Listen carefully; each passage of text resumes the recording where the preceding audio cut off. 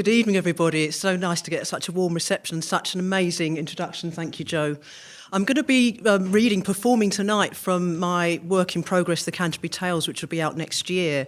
And basically, it begins with a prologue by this character called Harry Bailey, who's the host. So you have to imagine there's 25 people on a Routemaster bus going from London to Canterbury, and they're entertaining each other on the way by telling each other stories, but they're all of course poems. And at the end, the best one, the one that gets the most marks, kind of wins a free supper at the host's expense. So imagine, you've got to imagine now, with each character, I'm sort of changing form completely. And so now I am the host, Harry Bailey, and he's going to introduce the whole thing to you. So it's called Prologue, the Grime Mix, and it goes like this. When my April showers me with kisses, I could make her my missus or my mistress, but I'm happily hit, sorry home girls, said my vows to the sound of the bow bells, yet her breath is as fresh as the west wind. When I breathe her, I'm holding my chest in. She's my music, my muse, she inspires me, though my mind's overtaxed, April fires me. How she pierces my heart to the fond root, till I bleed sweet cherry blossom en route to our bliss trip, this day she goes off me. April loves me not, April loves me. With the passion, dear doctor, I'm word sick, and I got the itch like I'm allergic. But it could be my shirt's on the cheap side, serenade overnight with my peeps wide. Nothing like her liqueur and elixir, over proof that she serves as my sick cure.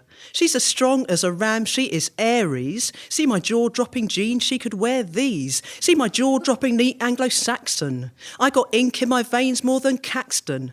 And it flows hand to mouth, here's the mouth feast. Verbal feats from the streets of the south-east. But my April, she blooms every shire's end. Fit or vint, rich or skint, she inspires them. From the grime to the clean-cut iambic. Rime royale, rap or rant, get your slam kick. On this Routemaster bus, get cerebral. Tabard into Canterbury Cathedral. Poet pilgrims competing for free picks. Chaucer tales track by track, here's the remix. From below the belt base to the top notch. I won't stop all the clocks with a stopwatch. If the rhymes overrun, run offensive. Or run clean out of steam, they're authentic. 'Cause we're keeping it real, reminisce this. Chaucer's tales were an unfinished business. May the best poet lose, as the saying goes. May the best poet muse be mainstaying those on the stage as they elevate their subject. Me and April, we're the rhyming couplet. I'm the host for tonight, Harry Bailey. If I'm tongue-tied, April will bail me. 'Cause my tongue's coming out of its chrysalis when my April shows me what a kiss is.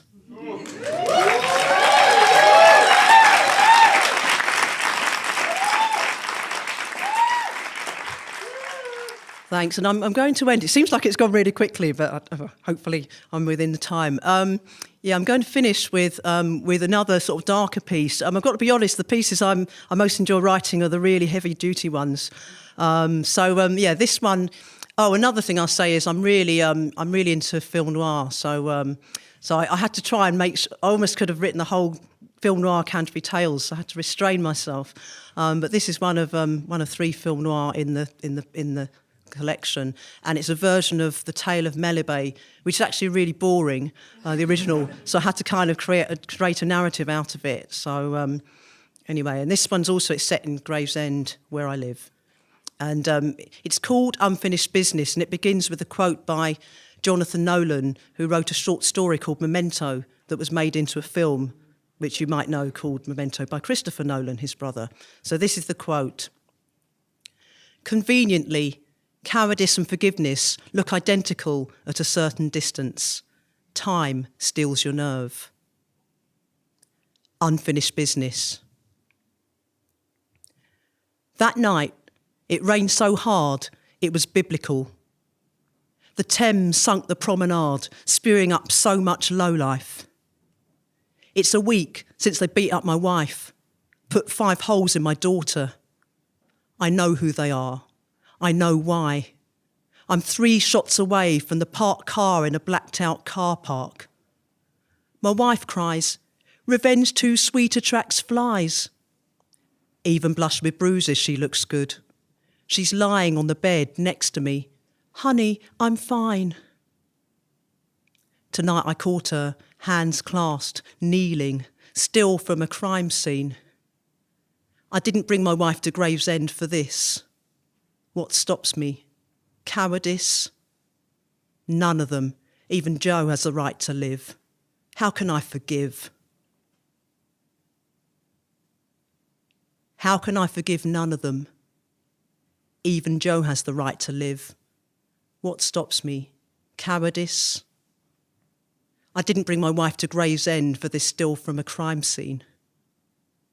Tonight I caught her, hands clasped, kneeling on the bed next to me. Honey, I'm fine. Even blushed with bruises, she looks good. She's lying. Revenge too sweet attracts flies in a blacked out car park. My wife cries. I know why. I'm 3 shots away from the parked car put 5 holes in my daughter. I know who they are. It's a week since they beat up my wife, spewing up so much low life, it was biblical. The Thames sunk the promenade that night. It rained so hard.